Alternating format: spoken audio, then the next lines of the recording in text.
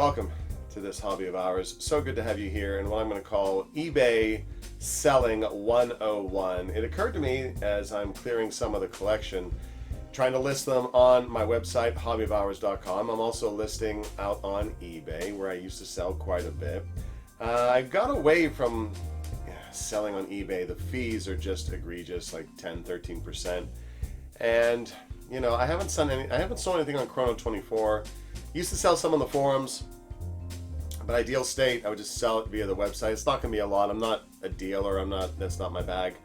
But I figured as I was prepping all my listings, I was like, you know what, maybe I should share some of this info with you in case you want to understand the selling. We talk a lot about buying on this channel, buying strategy, but part of it all is, you know, if you need to get out of a watch, you need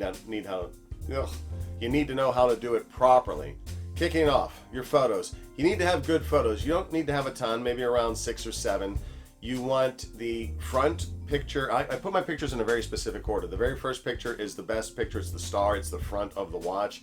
And then we show the Weishi, the time grapher. That little thing back there in the corner. Where is it? Boom. The Weishi, 1900. $140 well spent. Having a picture of the time grapher, the performance of the watch, is killer. It crushes. There are so many people who don't bother doing it for one reason or the other. But having that as your number 2 picture is going to show your buying pool that, hey, this watch works. And you're going to want to learn your lift angles. Not every watch's lift angle is the same. I think it's the angle of the balance wheel. I kind of don't know. But you can look those up online, and if you're off 1 or 2 degrees, it's probably not the end of the world. But if you know your product, you should know the lift angle of the movement, and they're readily available.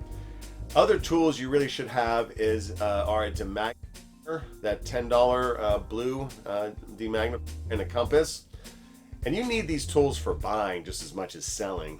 9 times out of 10, if a movement is not performing correctly, it's because it's magnetized. Alternatively, you can learn how to regulate your watches at home. It's not for the faint of heart. I had no one to teach me. I opened up my watches years ago and started tinkering around with them. Saw a couple YouTube videos about it and some pictures on the internet of how to regulate, you know, the beat error or the timekeeping. You can do nothing for the amplitude in terms of regulating. You need a watchmaker to solve that. So the Weishi is picture number 2. Then we have a picture of the left side of the case, the back side of the case back, and then I like to zoom in on lugs, one side then the other, so we can see if there's any rash there, lug rash. And if there are dings on the watch you're selling, that's okay, used and bruised. I buy used and bruised watches all the time, like this one. This Zin came in a little bit banged up, got it at a great price though. Had to regulate it, and I'm still working on fixing the bracelet. All the screws are jacked, but you need to disclose all of that so that your buyer knows what they're getting. If the buyer knows what they're getting into, they're less apt to, you know, do a return because it wasn't what it was described as. And then lastly, or second to last rather, the strap or the clasp. Like for a strapped watch, I'll take a picture of the whole thing to show the condition of the leather. Or if it is a bracelet, I will zoom up on the clasp to show if there are any desk diving marks or whatnot on that. And very last is dimensionality. Put up the dimensions of the piece. It will save you from having to answer questions. And not that I mind questions, but if they're simple things I can answer with a picture, why not? And make sure to include the maximum wrist size if it is a bracelet. And there's a couple of ways you can do that. Putting it on yourself, measuring it, running a string around it if you don't have the typical jeweler's tools to determine, it's like a cone usually with dimensionality on it, and it comes down on a cone. Those are inexpensive, but you don't really need something like that if you're only going to be doing it occasionally. Next up, and somewhat out of order, do free shipping. Calculate the amount of shipping into your pricing so that the customer gets that sensation that they're getting something for free. That's important. You never want to have an extra shipping cost. It's just, I avoid those I don't know why that offends me so much to have to pay shipping on it, but I naturally gravitate towards listings that have free shipping, and I negotiate pricing. Ship it today. Whether if it's an expensive watch, UPS, if it's under 3K, USPS, priority. I've had good success with them on that. I've heard horror stories from all of the 3 shippers. FedEx has done me wrong. Customs for USPS didn't work out. I hear the best stuff about UPS though. They can be pricey, but I hear the best stuff. And when I've purchased from dealers for watches that were a little more pricier than others, it came in via UPS. And pack it like it's a baby. Pack it as if that thing was a baby and you needed the baby to survive the shipment. That way you won't end up with a box or bag or frankly envelope of watch parts on the other end. Lastly on this section, follow up. Track the package. First of all, when you after you shipped it, contact your buyer, send them a picture of the box that's coming in and the drop slip. That lets them know you've done your part. And the more communication you have with your buyer, the better it's going to be overall. Lastly, talking about the buyer pool and pricing. If, let's say you bought a watch for $1,000, time's gone by, you need to get out of it. The first thing you're going to do is check the market.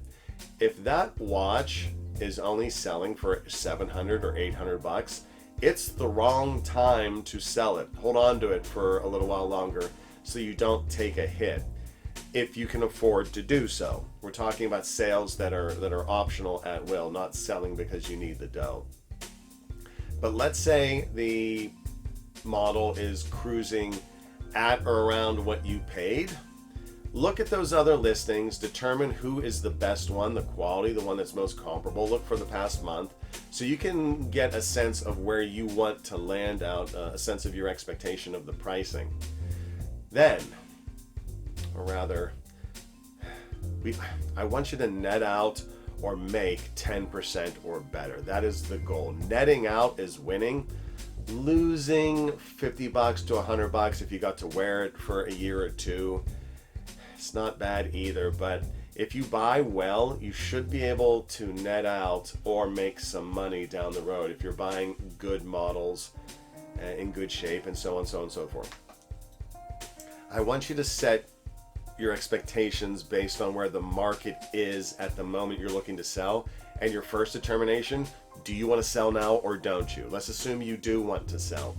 I want you to set your price too high. If the model you're looking to sell is out there in the market for $1,000, I want you to set the price at $1,299. Why? I do this because I want to control my buyer pool.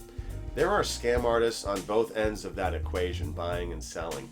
I generally don't want someone randomly coming along, clicking buy it now on one of my listings, and then I'm automatically engaged with them on the sale. I want to set it a little bit too high, and I put in the title and the description, make me an offer. Have no fear, make me an offer. All reasonable offers will be considered. At the very least, I will indeed get back to you on your offer. That's not going to prevent lowballers from coming in, and I don't mind someone trying to get a discount. I'll be polite, but it helps me control that conversation. So ideal state, someone will approach me with a negotiation saying, hey D, I'm interested in your watch. I can see based on the time graph it's performing better than the others in the market, but your price is much higher. Will you take, in this example, 1,000? And if 1,000 is the amount I've thought in my head that I'll take, then I'll probably take it. Figure out the amount you want and then put enough on top of it so no one in their right mind is going to buy it now at that price. If all the variants are selling for $1,000 and yours is selling for $1,299, but it's in bold exclamation mark, asterisk, make me an offer, have no fear, offers welcome here. A smart buyer, which is who you want a smart buyer to come along and hit you up and begin the negotiation process. I find that when that comes in, I have a much better experience with those types of buyers, because I'm also following through. I'm sending pictures, I'm communicating. If it's out, if I'm tracking the shipment, it's an expensive piece, I'll write them during the day that it's coming. Hey Steve, hey Jeff, looking forward to you getting that watch. I show it's out for delivery. Please let me know once you got it on a wrist. I'm excited for you to have it, and I'm excited for it to be in its new home. Good rapport, right? That's how I got friends. I have at least 3 friends out. Rose City was a customer years ago through my eBay selling. I've got at least 3 friends who are close watch buddies now because of the good service I provided.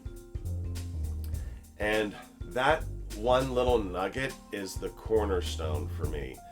Setting the price a little too high so that when a buyer comes in or an offer comes in, I can see how long they've been on eBay, what's their feedback rating, because I want to sell to someone that I can trust, just like they want to buy from someone that they can trust. It's a two-way negotiation. This has been eBay Selling 101. If you have any selling tricks up your sleeve, advice, drop it in the comments. Let me know. Maybe I'll include it in an update of this. This was meant to be a starter pack, and some of the tools, some of the things I've used to be successful. I don't do it a lot. In fact, it's pretty rare. I haven't sold a watch. I sold a couple recently, but pre-COVID, so I kind of got out. I didn't do any selling over COVID. I don't know why. I just kind of didn't. Did way too much buying over COVID, and now I'm having to do some selling. So there you have it. Hope that wherever you are in this wonderful, beautiful, happy of hours, that you are blessed, that you're enjoying your watches, you're having a bit of fun, and I appreciate you coming along the ride. We will catch you in the next one. Peace. Pick up a book. 1001 Watch Designs, Volume 1. We've got line art, oil paintings, steampunk, and even super duper realistic ones that you could probably put on your wrist today. It's a good bit of fun and a great way to share your support. Thanks for coming along on the ride.